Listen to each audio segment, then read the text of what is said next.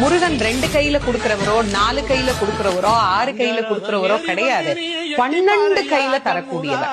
கேட்டவருக்கு கேட்ட வரங்களை அல்ல, நினைத்தவருக்கு நினைத்த வரத்தை விட அதீதமான நலன்களை வாரி வாரி வழங்கக்கூடியவர். அவர் 12 கையில கொடுப்பார், வாங்குறதுக்கு நமக்கு தான் 2 கை பத்தாது. அப்பேற்பட்ட வள்ளலாக விளங்கக்கூடியவர் முருகப்பெருமான். அவர் வள்ளல்னா பக்கத்துல இருக்கிற அம்மா சும்மா கிடையாது, அவள் வள்ளி.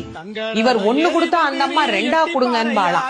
அப்படி கணவனும் மனைவியும் போட்டி போட்டுக்கிட்டு நமக்கு கொடுக்க தயாரா இருக்கிறாங்க. வாங்குவதற்கு நாம் என்ன செய்ய வேண்டும்? அவரை நினைக்கணும். எப்படி நினைக்கணும்? அரை நிமிஷமாவது நினைக்கணும். அரை நிமிஷம் எப்படி நினைக்கணும்? எனக்கு கொடுப்பாரு, எனக்கு கொடுப்பாரு, எனக்கு கொடுப்பாருன்னு நினைக்க கூடாது. முருகப்பெருமானை உள்ளம் உருகி, அந்த உள்ளம் உருகுகிற போதே நமக்கு அப்படியே கண்களில் இருந்து ஆனந்த கண்ணீர் அப்படியே பெருகும். அந்த கண்ணீர்